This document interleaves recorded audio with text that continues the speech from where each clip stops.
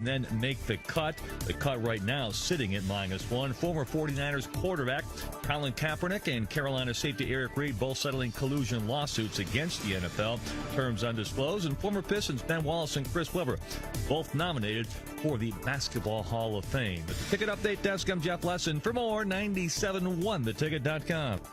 The following is a paid program. The views expressed on this program are not necessarily those of Entercom Communications, its sponsors, or affiliates. Brought to you by Capital Mortgage Funding. I'll be hosting today. I am Becky Alley, and I have to say I am jacked to be here today. You are Becky Alley. I am Becky Alley. You are Becky Alley. That must mean I'm Harry Glanz. You are Harry Glanz. Oh, my He's the God. trusty and never rusty Mr. Harry J. Glanz over here. Thank you. Appreciate it. This week we have rock star status in the room with us. It's no rookies, obviously, in this room at all. They've been on the show at least twice, I think 4 or 5 times for Mr. Chris. Yeah, so we're joined today by Amber Yacklin and Chris Dayton of the Dayton Group of Realtors and the hosts of the Dates and Yaks podcast. Hey guys. Yeah, they have their own podcast. They're pros on the radio Yes. and podcasting, and most of all, they're professionals in the real estate industry. More than professionals. They're going to take you through we're on the ones and twos, but they're going to take you from A to Z and how they're going to handle their transactions, what's up in the real estate market. And we're all going to be taking your calls all morning long, 248-539-9797. And so you don't miss a second of our show, we're also streaming live on Facebook. So you can go right from your car to your phone or be on the elliptical, whatever it is you're doing. We don't want you to miss a second of what we got going on. Yeah, so if you're on your elliptical and you're watching us, try to keep up with your workout routine. We don't want to interrupt that. And also, Harvey Freed is on vacation, well-deserved rest of vacation. Harvey will be back with us next week. And so, guys, what's happening in the world of real estate in your world? Oh, my God, it's so busy right now. Yes. Can you believe that? It's middle of February. It's crazy. It's hot. It's cold outside, but the real estate market is hot. And I've read that they're showing signs of no slowing down, obviously. And then the home values, now that the data's out there, that they're increasing up to 4.8% as far as the home values is what they're projecting. And I just want to know what you guys are seeing in your streets, like on your side of the woods. Do you think it's going to be as competitive this year as it was in 2018? I do. I mean, I keep saying eventually it's got to even out at some point, but what I'm seeing is that even with things evening out a little bit, there are a few more buyers entering into the market right now.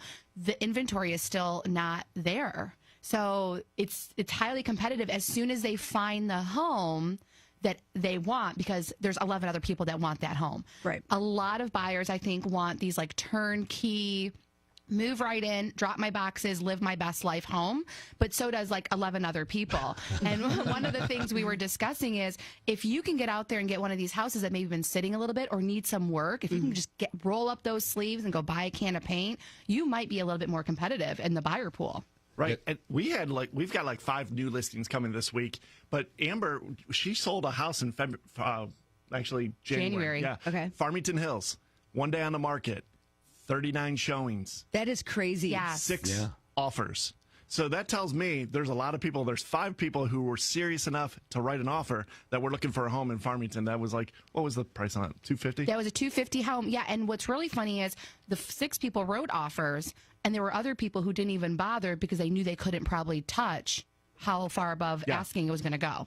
So all the offers were asking. over. Yes. All of them. All of them. So literally, it wasn't an open house, but it seemed like an open house. So what's funny is I had the pleasure of actually showing that home to a client as well who was interested, and I just sat in the kitchen and watched all these people just floating in and out. It looked insane. The best part was you did a Facebook Live, so you need to go find Amber on Facebook and then go find us because she's doing a Facebook Live and it looks like a circus outside. Yeah, and then she just cars. disappears. She goes, "Oh, gotta go." I gotta accept some offers. Gotta go sell this house. And if you guys are not following them on Facebook, you need to.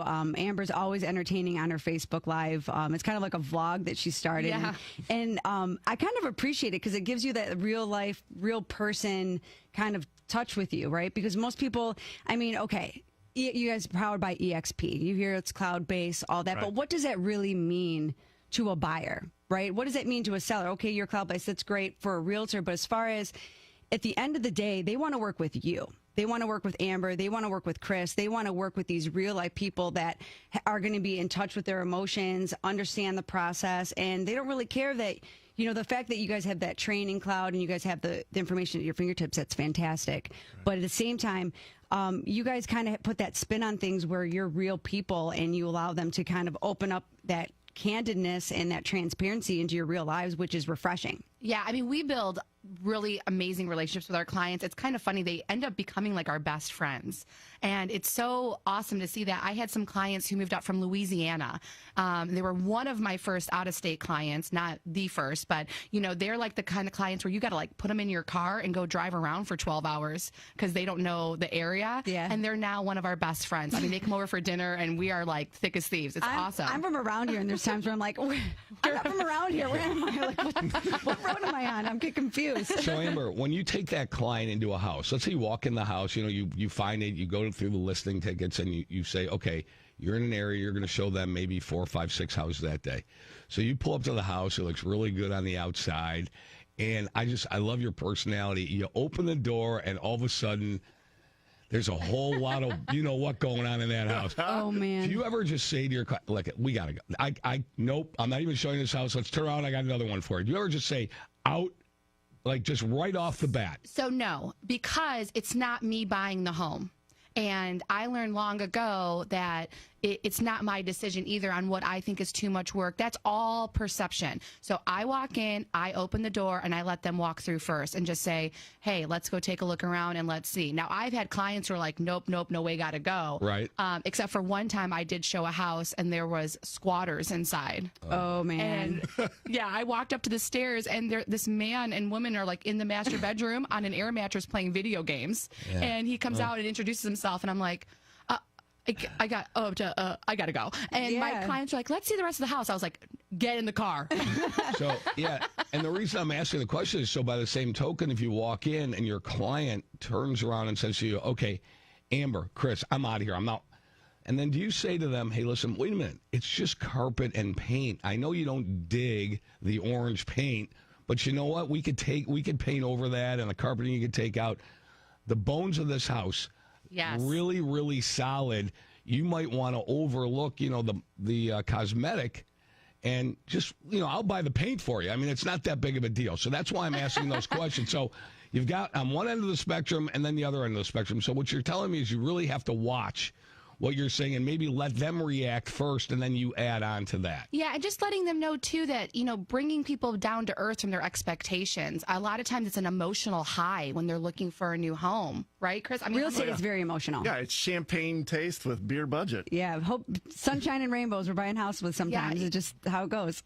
And a lot of times I have to say, like, paint can be done, carpet can be done. Let's look at the value of this home. Let's look at how much money you'll have left over if you have $10,000 under your budget. Or, hey, let's call Becky at Capital Mortgage Funding and see what a 203K, which is fancy for just saying like a rehab loan, you know, looks like. Yeah. So what she was just saying is a 203K is something that if you're looking at a house that's a little bit of a fixer-upper and you have a budget, but you're not trying to liquefy your assets, it's something where you can finance the cost of the repairs into the home. Now, it's very specific. You can't do the work yourself. You have to have licensed, contracted people, licensed, bonded, insured, all that. It's a little bit of a lengthier process because there's more detail involved, but it does allow you to keep more of that money in your pocket versus putting that large down payment down and then turn around and taking all of your other assets instead of furniture and things like that. You can actually finance a house for $100,000. Let's just say you want a new kitchen. You can now take that purchase price up to $120,000, finance that, and you still have all of your liquid assets still, you know, readily available. And that's another thing too. Like a lot of people think that you have to have that 20% down PMI. Oh my God, it's such a waste of money. It's truly not right now because we are in an appreciating market. And right now, if you actually pay PMI, it almost is, you're letting your equity work for you. You're going to, if you're on a conventional mortgage, it's going to fall off once you reach that 20% Can I just equity. say something about PMI, just from the consumer standpoint, or when I talk to a buyer? Because I think there's a lot of this, it's almost an entitlement mentality. Yeah, and it's a waste. I like to remind people, like, you don't have $200,000. Otherwise, you wouldn't be talking to a mortgage person. So you're literally, let's slow down. You're sitting across from somebody saying, I'm a good person. Give me $200,000 so I can go buy a house. And all they're saying in return is, I agree. We're going to jump through some hoops. You're going to provide some documentation. Right. We are going to give you that money so you can go buy that home. You can live where you want to live. And in exchange for that, PMI is just a little thing that's Amber, Chris, even better. You ready? You're going to put 5% down. We're going to put 95% down, and you get to live in the house. Yeah, put that in perspective. How about that? And you get all the gains. Right, that's right. Exactly. So there's that. There's that. Yeah, but the best part of our office is walking around the office, and my office is 2 offices away from Becky's, okay? Is listening to Becky and our people explain those very situations and go through the mechanics of the transaction.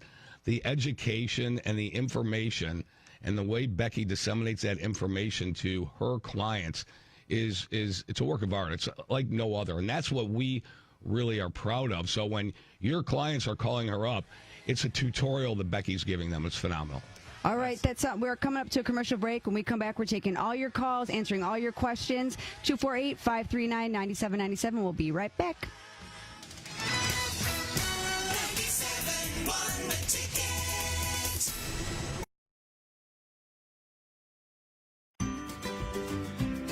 Hi, Harry Glantz and Dan Burke for Capital Mortgage Funding. We do loans everywhere. In Southfield, in Birmingham, in Royal Oak, in Groseal, in Detroit, in Canton, in Northville. No matter where you live, we want to do your mortgage too. That's Capital Mortgage Funding, 1-800-LOW-RATE, the best mortgage banker.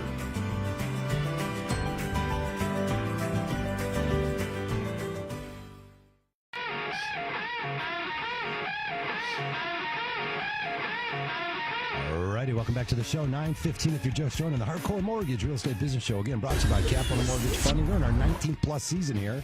Hopefully you can join our show. Taking all your calls live at 248-539-9797. Always checking us out live on Facebook, and we like to share a lot of great experiences. We got a couple good things going on here in 2019. All the callers that call in, leave your name and number. We're going to put your name every quarter. We're going to put your name in the hat. We're going to do a random drawing and give away some really fun stuff for the house. We're doing it's anywhere about a $50 home package, but a lot of fun. Again, we want to hear from you and what your experiences are and what's going on out there. Yeah, I think it's more than that, isn't it? Like $50 to $100 or something here. I don't know. We'll see how great the calls are. The calls have to be really good. Right. Yeah, I think it's more than that. It's around, between 50 and 100, but it could go higher. All right, fine, fair enough. I'll throw in a few bucks too here into the pot. You never know what the sponsors are going to throw in, right? There you go. Hey, making housing, the purchase of a house, a lot of fun and stuff, Craig. And that's one of the things I mentioned to you yesterday. And that's what I feel every spring, or as we head into the spring. That's what I say. It's going to be a roof over your head. You got to like the neighbors. You got to like driving home. You can't make a mistake. This is going to be a lot of money, right? It's not something like when you're buying a house. It's not like you can flip it the next day and make money. You're going to be forced to pay commissions and such. So how is it, how do we keep things fun and exciting? And how do you find it going into this 2019?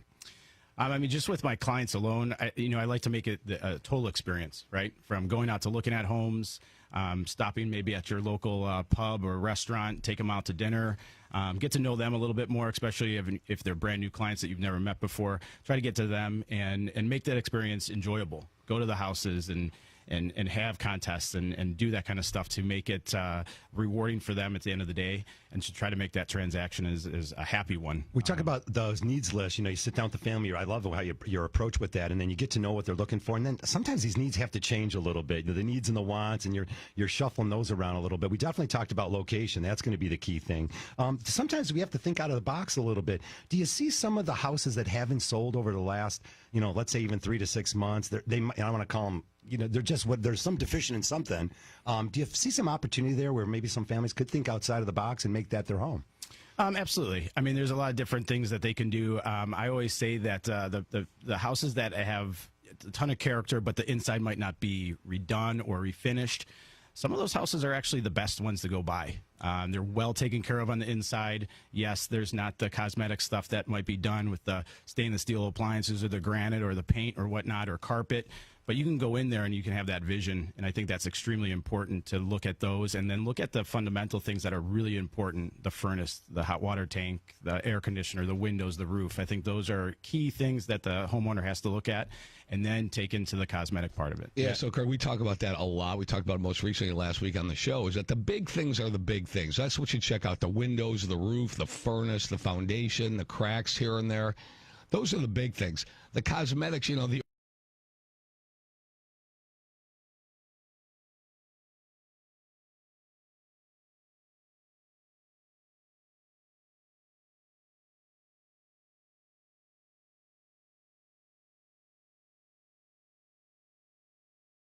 event where you can meet with Michigan's leading experts in backyard living. Whether it's to swim, entertain, exercise, or just relax, make your new or renovated outdoor living space a reality. Get more at 971theticket.com. Donate to 97.1 The Ticket Student Heart Check program, and you might just save a life. Your donation will pay for a healthy heart check for a student whose family otherwise couldn't afford it. Go to 971theticket.com and search Student Heart Check. The Detroit Red Wings play the Philadelphia Flyers. Pre-game this afternoon at 12:40 on 97.1 The Ticket. Ooh, yeah. I kind of like that jivey music. All right, welcome back, everyone. If you're just tuning in, this is the Hardcore Mortgage Show brought to you by Capital Mortgage Funding, and I'm amongst the rock stariest of the rock stars, Amber Yacklin and Chris Dayton of the Dayton Group of Realtors. Welcome back, everyone. Before the break, we were talking about how hot the real estate market is continuing to just increase, which is obviously showing signs of another seller's market, right? And Chris was bringing up that term seller's market kind of gets thrown loosely around, where sellers have this idea where, well, I'm just going to throw my house up for $30,000 above what what it might be worth, just to see if I get the best offer. And I kind of wanted you to elaborate a little bit on that, because it's kind of needs some toning down a little bit. Yeah, absolutely. It's easy to fall into that trap and just say, hey, it's a seller's market, this is going to be easy. When I would actually say the market right now is tricky, and it's a little sophisticated, honestly. Okay. That's why you need professionals. And Amber's she's all pro at this. She's great at pricing. She is fantastic. So, I mean, her Amber, eyebrows are great too, but she's best eyebrows in real estate. Right, I remember that from the last show. Those eyebrows are killing me. It's still true, Harry. They're still good. Still good. Eyebrows sell houses. Eyebrows matter. Eyebrows do matter. So Amber, I lost all my train of thought there. All I can think about is making eyebrows great again. So I'm a pricing pro. But you're a pricing pro, and you see it all the time when we talk to our clients that they want to price it over the market, and they're just hoping for the best. But there's that domino effect too that comes into play, where someone's selling and then they need to go buy. And they need people who can manage through that process, right? Yeah, I mean, it's so hard not to think about that extra $5,000, $10,000, $15,000, right? Like, you already have it spent in your head as a seller. So if I bring it down, we do this every day. So sometimes we forget that we're throwing around terms and verbiage that people don't use every day. It's the doctor talk that they don't understand. It's easy to get confused. What's an EMD mean? What is this? And we take it for granted. But yeah. And we really slow it down, even with people who have sold multiple times or bought multiple times. I still slow it down and tell them the process. And the best analogy I ever have is people want to start way up high because they're willing to land here. They want to negotiate down. Mm-hmm. And I tell them, if we price your house perfectly for where it is in the market today, based on your location, the features and benefits of your home, what your average neighborhood house is going for, I pull the comps purposely the way an appraiser does, and I show them everything, and I say, we're going to go in here correctly, and then it's going to bring more buyers in. That's supply and demand. Right. Otherwise, we see these houses that are awesome houses that people should be out there buying, but they're sitting, 1 month, 2 months, 3 months, which is just a little long for our market right now. But they were great, but they were probably priced too high, need to be marketed a little better. They might need better photos, because it's almost like when you see something on sale. I want that hot new outfit when it's on the mannequin, but when I have to start going through the racks to look for it because it's on clearance, it's just not as appealing anymore. Yeah, it's lost its luster. It's lost its appeal. It makes me feel bored. Plus, it's even though it's like you said, the market's increasing, but it also, the buyers are they're not as desperate. Right? They're not going to just overbid and overprice on that house because they're learning from yesterday's mistakes. And I feel that, if you're you're talking about, it needs to be price better. So if you have, more than what you say, 6, 7, maybe 10 showings on a house, then that is the market telling you that the property obviously is overpriced, and perhaps you should probably start seeking that expertise of your agent. I feel like a lot of people as well, I'm going to sell it myself. I don't need a realtor. Right. I don't need a realtor. So how do you feel about that? How do you feel when somebody will say to you, listen, you're going to give, because you are the pricing queen, we know that. When you go ahead and you say, this is what the range that your house should sell at, we're going to put it on the market at this price. And they'll say to you, no, I want to list it higher because, you ready? What do I have to lose? I really have nothing to lose. We're at the beginning of a selling season. I'm going to list it outrageous. I don't care if I get 10 or 12 people walking through. It's February 16th. You know, why? What does that matter to me? So I don't care. What if I sell it in March or April? What do I care? I mean, I would want to find out why they want to sell their house to begin with first. A lot of it is really asking the right questions. And again, I developed the relationship with my clients where they trust me. I'm not trying to get your home sold for less. I want to get you every dollar possible, right? Because I want you to go run through the streets saying the Dayton Group of Realtors got me all this money. I don't want it to be a negative experience. Right. But on the flip side, I am the professional. My clients know I'm very direct.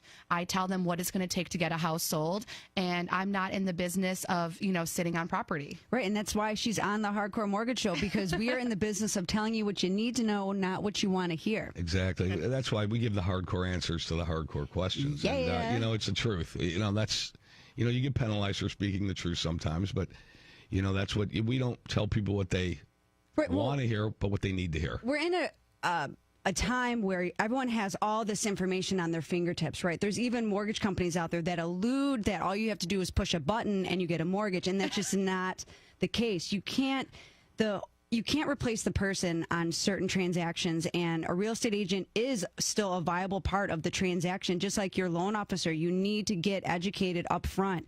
Start the process soon. That way, you're not having your house sit unnecessarily. Well, I'm going to cut out. I don't need to pay all that commission. Listen, by the time you really rattle off the months and time that you guys spend driving people around, it's really not that commission's earned. Well, even let me throw this perspective on it too, because you said, what do you have to lose? I'll tell you what you have to lose: your sanity. Well, this is an emotional business. And I get technology. I understand that. It's a real hot thing in real estate right now. Hey, you're a tech company. You're doing this. You're doing that. You're leveraging. It's awesome. But you know what? At the end of the day, you got to be there to look your seller in the eye when they're sick and they got to take their kid out of the house because they've got 12 showings that day. Right. Or maybe they got to get the dogs packed up and move out, or they got an inspection that they got to get to. They're emotional. They're trying to balance between what they're going to do to sell this home and then buy the next home. Of maybe we have a client that's moving out of state, and there's domino effects to the buying process right now where people are selling. That person's buying. The person who's buying the home is buying and selling. And so you can get stacked decks, so to speak, of transactions where you need people to keep the calm. Yeah, you need people to look them in the eye and be like, "I'm with you. I understand what you're trying to." I have clients that are getting divorced. When you sell a home, there's a lot of things that go on.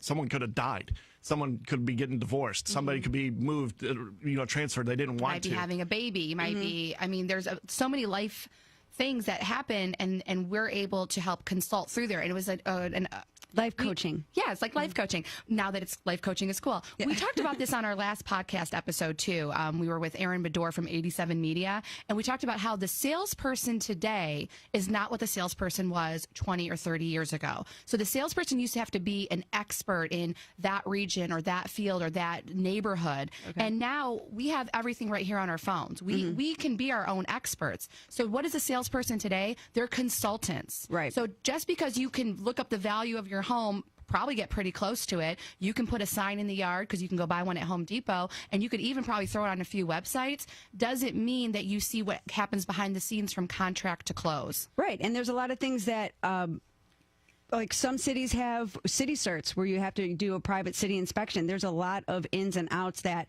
the average consumer, if you're trying to put the house on the market themselves, they're not aware of that. Well, I didn't know that. Well, I didn't know that. And even when we have the hard conversations up front, people forget. And it's because they, like you said, they got their own lives going on. I'm busy. I don't got time for anything. Right. So you said consultant/psychiatrist. Right. That's what you said. I knew you said this that. This is 90% therapy. There you go. That's what it is. Okay. So you touched on, the buying, selling part of it, which I want to get into a little bit. So obviously, if you are trying to buy a house before you're selling, that is where, again, you consult the loan officer in the beginning, because you need to know that if you qualify, not everyone can buy a house before they sell their existing. Sometimes it's either for their overall debt, your debt load. So that means like how much money you have coming in versus what you have going out. Another part of it is maybe you need that for the proceeds. Maybe you don't have that down payment because in your mind you think I have to put 20% down. Again, I cannot stress enough. Let your home right now work for you. We are in an appreciating market. You do not have to put 20% down. And sometimes that PMI is not as much of a waste as what you think it is, especially because we're in this appreciating market. It's a good thing right now. So as far as like you're putting a house on the market, let's just say, is that house where it's contingent, right? Is that going to get overlooked if you're in a more of a competitive situation? So I actually have the most perfect example for this. And explain what contingent means. Okay, so I was going to say contingency, like if you have a contingent offer, it means that you have to sell your home in order to be allowed to get money from the mortgage company to buy this new home. Right. Okay. So perfect example is that Farmington Hills house we were just talking about, where we had 40 showings over a weekend. We had 6 offers. I told you I showed the house myself to some clients. The wife loved the house. She had not gotten pre-approved yet, which is fine. We can get through that hurdle, because when it's one of those things like it pops on the market and you just have to get there, there are exceptions to be had. But even if she had called you, Becky, and gotten all the ducks in a row that day, they have to sell their house, and I have not even been to their home yet. Okay. Whereas if you are even thinking about getting into the buying field, and I get it, you don't want to put your house on the market and be homeless. Right. Because your current home that you want to buy is not on the market yet, right? That's a fear right now. It's a huge fear. So that's fine. Call me, and what I do, and this has been a trend now this last year, I come out, I tell you what it's worth, I get the photos scheduled, and as soon as you find the home of your dreams, boom, I click live and we're ready to go. Because that's why you're professional over there. We're going to touch more on that because I want to hit that topic a little bit more. Becky Alley here, Capital Mortgage Funding, Hardcore Mortgage Show. We'll be right back. Looking forward to all your calls. Thank you.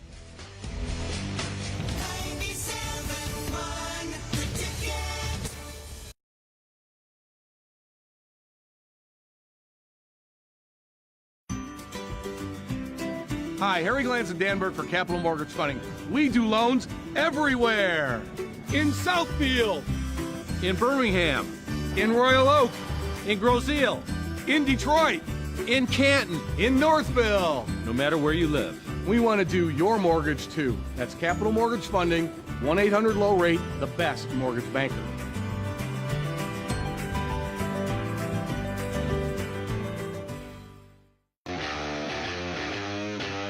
Welcome back to the show, 9:30. If you're just joining us, 24 degrees later today. The sun is shining here in the studio. Get out there and enjoy. Great day to look at some houses. Call your local real estate agent. But first, you got to call Capital Mortgage Funding. Get that strong approval letter. That's right, 1-800-LOW-RATE, the best mortgage banker. Call us here on the show, and we'll show you how to do it all. 248-539-9797. We have open lines all morning.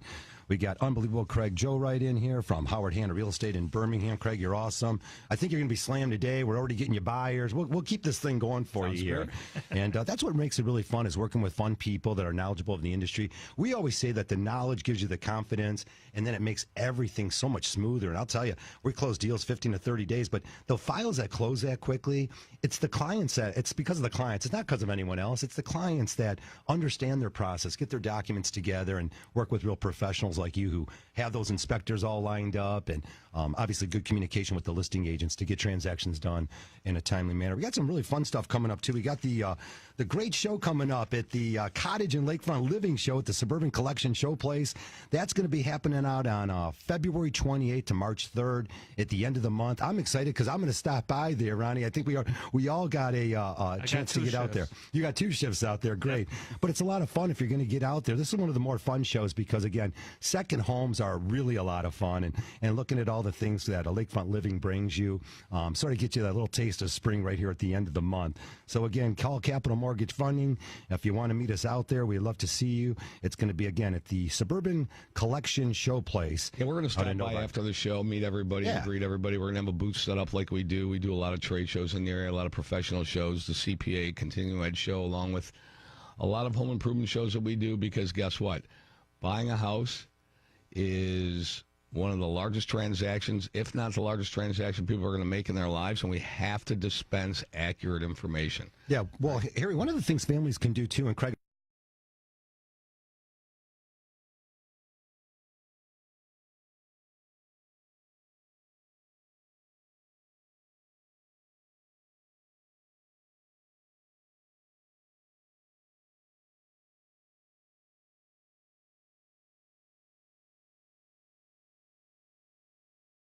There's more than one Las Vegas, There's the Strip with families on vacation and questionable odds. Then there's downtown Vegas, the original gambling and entertainment mecca.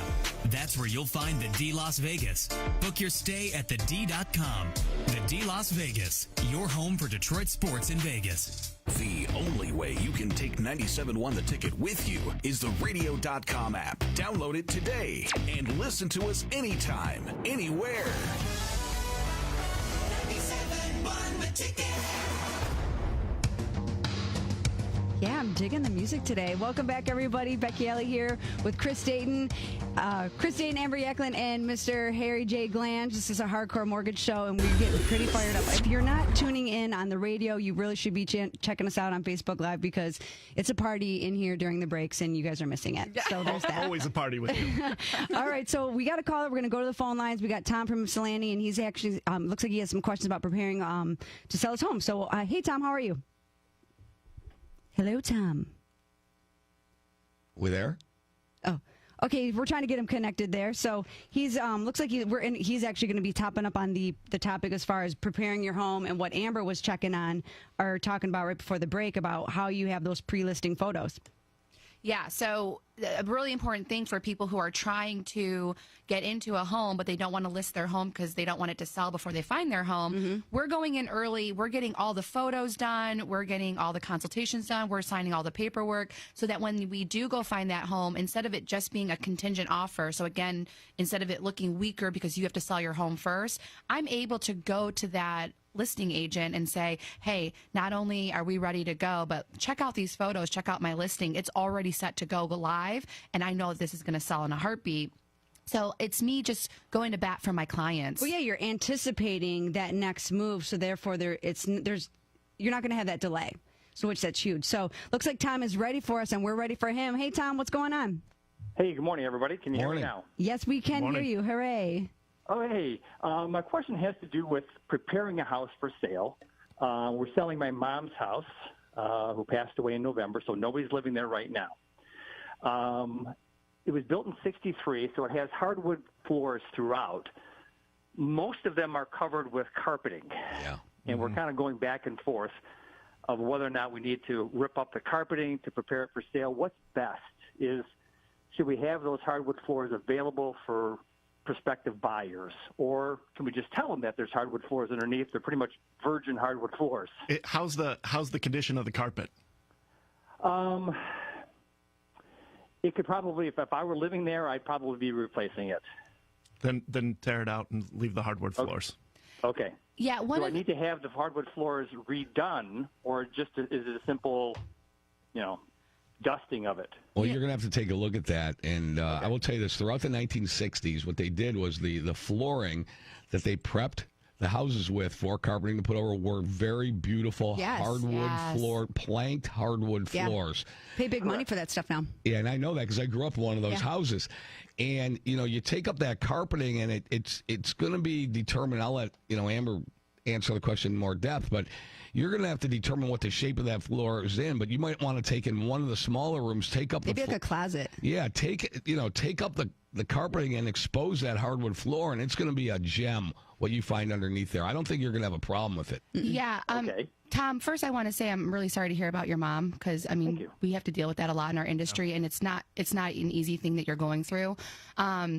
But what I have found with homes that we've had to sell for this reasoning, like you said, if the carpet is not in super great condition and it's not going to cost you anything to just rip it out, I would. Mm-hmm. Now, as far as refinishing the floors, I always warn my sellers against putting any money into the house, because what I would want to see first and foremost, Tom, is what the rest of the features and benefits look like in the house to see if it's worth it, because sometimes it's just enough to show that there's hardwood floors and that people know, like, hey, if I already have to paint and I already have to maybe fix up some hardware or do some updates, I'll just refinish the floor as well. So I don't want to see anybody put any money into anything. And what I'd love to do is probably talk after the show and get more in depth with what the rest of the condition of the house is and kind of help you out with other updates you should or should not do. You've got my phone number. You can call me. Wonderful. I will do that. Yeah, Tom. Okay, we appreciate. Thank you. I'd appreciate. Yeah, that. thank you. We appreciate the call. Kind of the same line is furniture, in or out. Most of the, there's 5 bedrooms. Staging. Mm-hmm. Do we leave the beds? Do we leave dressers, or is it better just emptying everything? Gosh, so it's so hard, like not being in the house. Like, can you see me trying to visualize? Like, my brain is like, there's like smoke coming out of my ears. So here's what I'm thinking. A lot of times with like original owners and these like cool 60 houses, they have awesome furniture that you might even have people come through and say like, hey, I would like to keep some of this furniture. So the first thing I would do is go through, if you have siblings or if there's anybody else that's going to be doing the sale with you, see if there are things that are sentimental that you guys want. And I would let any family take whatever they want out of the house before you list it. Because you don't even want someone seeing something that, you know, cousin Susie wants out of the home. Okay. Sure. From there, if it's in good condition and it just helps stage it up and you don't feel like moving it until it gets sold, it's fine to leave. Okay. But on the flip side, if you're going to rip all the carpet out, it might be a lot easier to get all the furniture out. So I wouldn't worry too much about the house being empty if that's a concern. Okay. Super. Thank you. Thank you, Tom. We'll talk to you later.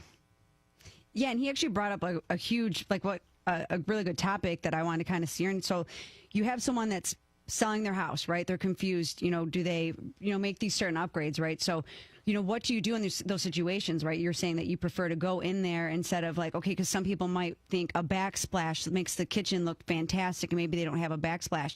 So when you're prepping someone to list, take me through the steps as far as what you guys really, do you walk through the house and be like, hey, you know what, maybe a backsplash would look good, or do you tell them to save that money because maybe the seller or the new buyer might want to make that home to their taste? Well, here's one. Like, I just did a listing appointment on Thursday for a house that's coming up here in Bloomfield Hills, and they have some dogs, and the staircase had a little bit of wear and tear on it. I said, you know what you need to do? You need to go get a runner. Get rid of the dogs. Just kidding. I have 3 dogs. I would never do that. I would never do that. My dog lover people are really like, no. No, I have 3 dogs. They just destroy my house. It's fine. A lot of that stuff is just like quick, easy cosmetic stuff that you can do. You don't need to spend a ton of money because the market doesn't dictate that right now. Right. And so I told her, just get a runner for the stairs and the staircase and you'll be fine. And she's like, wow, that's easy. Yeah, and I mean, a lot of times people will say, like, should I go get an area rug or should I recarpet? Recarpeting, like Tom brought up a good point when he called in, is a big one. And here's the trouble. You go out and you spend, I've had people even want to put hardwood floors in. You go out and spend $5,000. They don't like it. You put hardwood floors, and the buyer's like, ew, I hate these floors. Yeah, like, these colors, ew. H's are ew. It's a lot of this HGTV mentality where we see in one episode and 3 houses later, somebody gets their dream home that Joanna and Chip have just, thrown together for them. Yeah. And that's just not the reality. The hardwood floors gave me $10,000 return on my investment. Yeah, that happens in real life. But here's a great thing that sellers can do. Go get some neutral colored paint, okay? I know that like maroon red is your jam and it looks so good with your dark cherry furniture, but go get some beige paint and beige that house out because it's going to look fresh and clean. If you think that you painted your house when you moved in 4 years ago and it's only been 4 years, start taking stuff off the walls. You're going to see smudges and nail holes, and buyers see all of this. Their psychology is much different from the selling standpoint. I love the sellers too who are like, hey, I updated my home. Oh, yeah? How long? Well, when we moved in. Well, how long ago was that? 6 years? Yeah. So when's the threshold? I guess I'm curious. What do you guys think? I would love to know your guys' opinion on when is an update no longer an update? Yeah, so like here for you. So like I updated my kitchen and the kitchen update was 10 years ago. Yeah, is it no longer an update? Yeah, that's not an update. I will tell you this, from an appraiser perspective, they're taking a look at within the last 3 to 5 years, and that's 5 on the onset. And I hope I get a call from Mike Tomchuk who's listening, but you're talking about updating is such a subjective term that, again, what if you consider updated it, but you put in some nasty looking tile, you like the pink and the blue polka dotted thing, and somebody comes in your house, that's not an update to them. Yeah, they're like, vintage is in. So update's a relative term. For value and appraiser, it's within the last 3 to 5 years, and that's even a stretch. So, again, you talk about appraisal, you talk about value, you talk about psychology and optics and all those things. You're looking for one buyer, okay? It's whatever appeals to that one buyer. The however is you have to have, when you sell a house, mass appeal. You have to get a lot of people to take a look at it and say, all right, I beiged up the house, but you know what? I'm not going to keep it beige. I'm going to paint it pink with purple polka dots. That's good. But at least you're not going to be turning people off in the meantime when you go to sell your house. Yeah, it's neutralized enough to where it's... Right. I think that's the idea. When you want to go ahead, you want to mass market a house. Now, a lot of homes, are unique properties, and guess what? It takes a unique buyer for that unique property. But that's your world. That's what you're dealing with every day. And you know how to do it for people. You know how to stage it up. And you know what? Had I known that an orange Naugahyde sofa was going to come back in vogue, I would have kept my house from 1965. I waited for the red shag carpet and the green couches to come back. Because both my grandmas actually had that in their house going on. Another thing that comes up a lot is basements, right? So I want to talk about that. Well, my basement's finished and I have a bathroom in my basement. Can I, this is really a 3-bathroom. Why did the appraiser say only have 2? Mm-hmm. Why does it not count? Yeah, it doesn't count because it's below grade and there's no accessibility. There's no ingress or egress. And that means even it's if you underground. and it's underground, below grade is underground. And even if you have a walkout lower level, the walkout lower level will be noted. Okay, but it has to be above grade to be counted as a bathroom and a bedroom.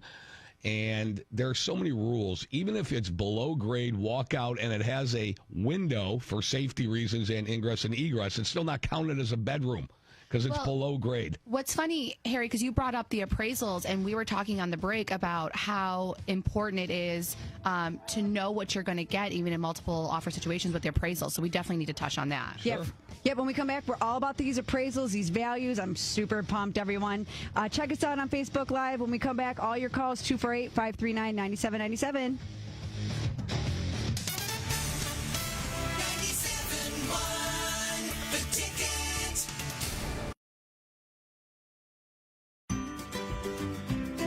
Hi, Harry Glantz and Danberg for Capital Mortgage Funding. We do loans everywhere. In Southfield, in Birmingham, in Royal Oak, in Grosse Ile, in Detroit, in Canton, in Northville. No matter where you live, we want to do your mortgage too. That's Capital Mortgage Funding, 1-800-LOW-RATE, the best mortgage banker.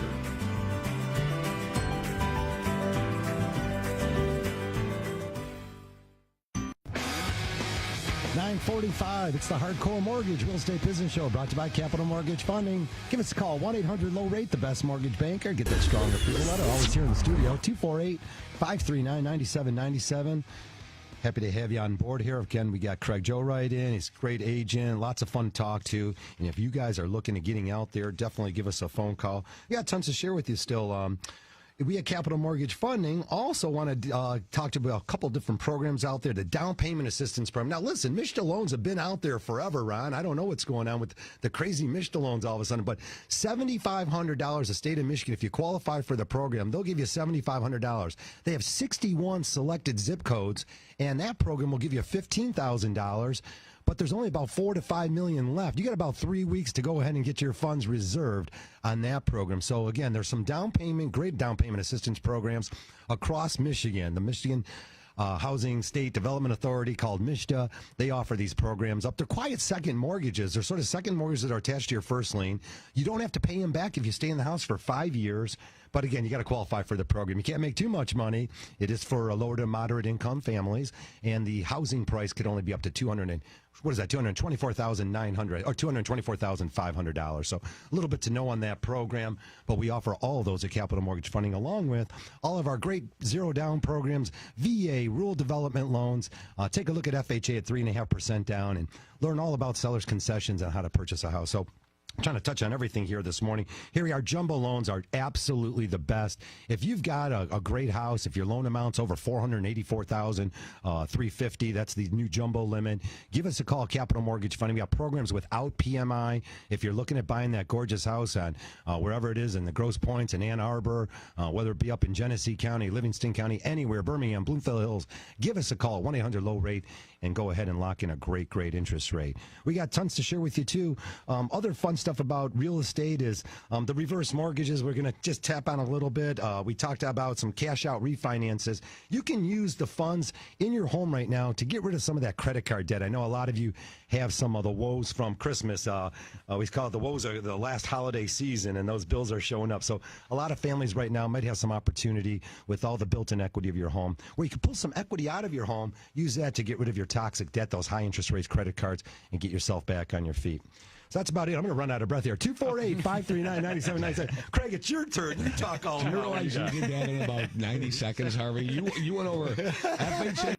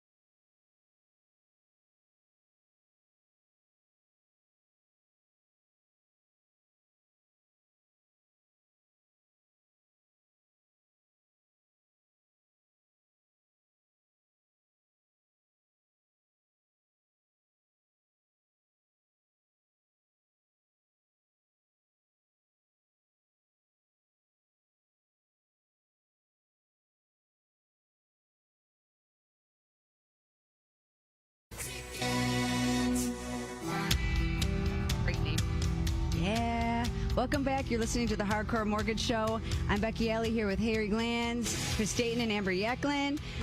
We are wrapping it up here. It's February 16th, 2019. It's Valentine's weekend.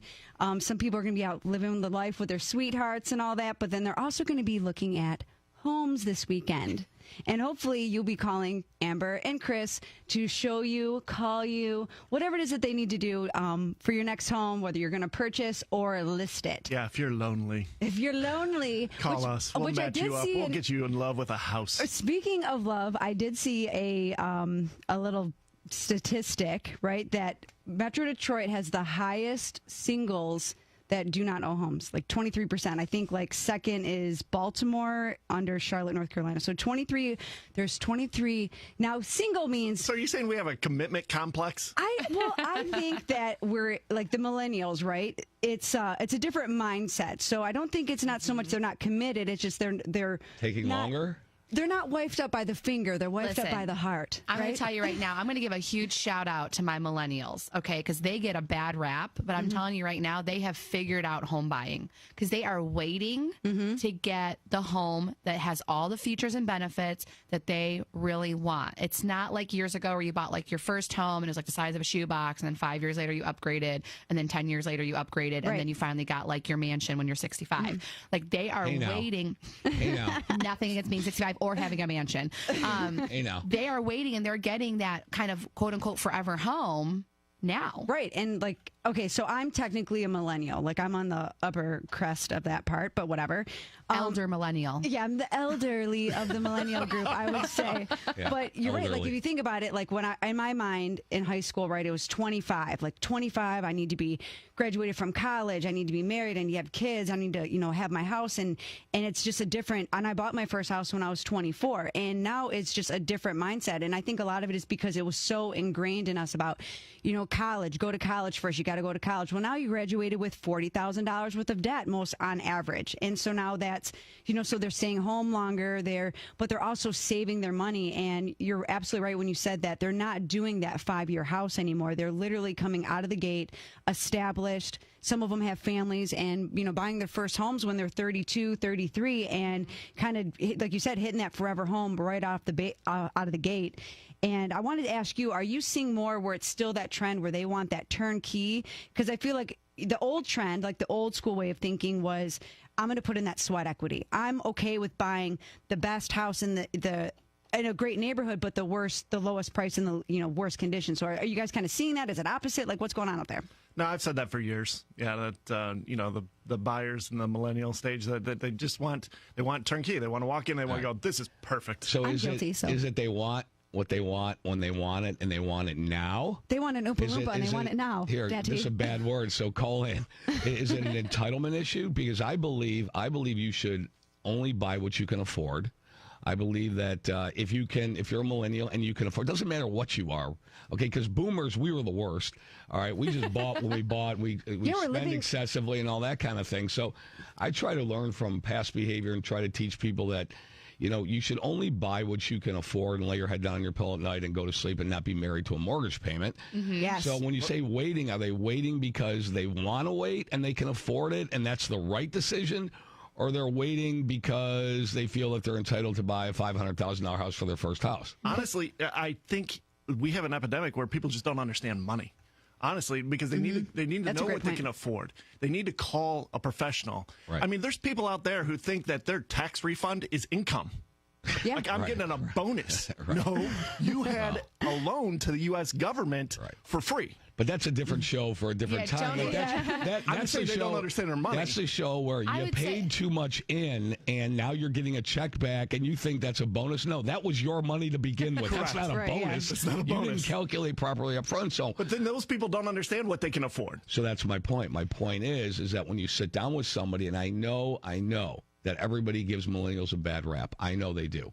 They want to go to a job. They want to go to a job, and they want to start at the top. They don't want to work their way up and get systematic raises, and they want to know what they're going to get paid before they actually do the job. Well, here's the thing. They they want to go ahead and buy the big house before they buy the small house? You tell me. Yeah, well, it might be smarter to do it that way. Yeah, though. I mean, they live in a faster world. I mean, we can't doubt that. Like, when I was growing up, my internet, like I start to age myself when you really think about it. It was like like it took me a while to dial up. You couldn't use the phone. But these days they can stream any song they want in a heartbeat, and their jobs are different. It's not necessarily going up that quote unquote corporate ladder. There's a lot of like fluid income that's coming in. So I would say a lot of my first time home buyers are educated. They have spoken with Becky or another mortgage professional. They have saved up a ton of money to make sure that they're not house poor.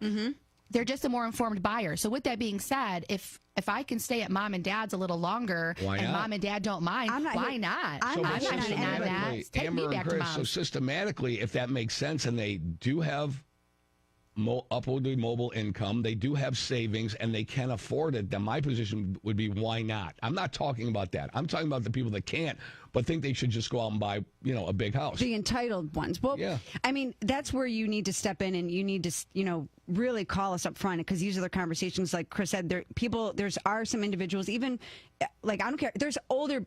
It doesn't matter what your age is. There's still solid fundamentals, right? There's still some solid fundamentals left. You still have to have fundamentals of understanding, right? That has to. I don't care how old or young you are. I don't care if you never listen to your parents or you're never going to listen to what they say. Bottom line is there's still fundamentals that you have to follow that are never going to go away. You want to get pre-approved before you go see a home for your own emotional welfare of not falling in love with a home that you can't afford, and then everything else looks terrible. Correct. Yes. And you need to have those hard conversations and allow us to guide you in the right, because I can tell you what you qualify on paper. On paper, you might qualify for $500,000 because if someone paid all your student loan debts, or even if they didn't, or whatever, might qualify for that, right? But that doesn't mean that fits your lifestyle. Like here you're saying, like, don't be married to your home, travel, do what you got to do, live under your means. And just because you can qualify for that $500,000 house doesn't mean you necessarily need it. And that's the conversations that we are having up front. I'm going to tell you, well, what's my max? I need to know my max. Okay, well, your max is this. However, you also have bills that I don't see on your credit report. You have car insurance, you have cable, you have phone bills, Netflix, right? Whatever it is. Netflix. Right? Whatever it is. Yeah. Netflix. Don't mess with my sling. Cable. Let me just jump in here and just say, you know what? Here's the thing. If you are an entrepreneur, or you're a 1099 person, maybe you're a waitress, waiter, you're a bartender, you make cash. You might want to call. If you want to buy a house this year, you should call Becky and find out. You got to figure out what you can do and what documentation you're going to need. Especially right now, this is a perfect time because it is tax time. And if we can have that conversation now before you file those 18 tax returns, I can help educate you as far as what you need to show, because if you are in the service industry, as far as like bartending, whatever, you are going to have to show the tax man a little bit more money on paper if you're trying to buy a house right now, because some of you make more money than most average people that have, because they just, but you don't see it, and you're used to that fast cash. I used to be a server, and I missed it when I, eventually got into the corporate world, if you will. But if you're trying, but that doesn't mean that you can't buy a house. It also doesn't mean that if your credit's less than perfect, you can't buy a house. There's programs that we have that we can put you in, and you need to have the conversations to educate yourself so we can help guide you. Get with the right team of realtors and get with the right team of loan officers, so that way we can really just make it a smooth transaction as possible. Because it's a process. It's not like today I'm going to go buy a house. Yeah. And I'm going to move in tomorrow. No, this is a several-month process. And if you have a specific situation, I'm saying it's possible. You can still buy a house, but get the help you need so we can put the plan together and put you in a great situation. Yeah, let's be smart about it. Have that plan in place up front. Yeah. I mean, we gently walk our clients through that process, too. So they're not blind. No way it's they know. over. It's over. Oh, my God. It's over?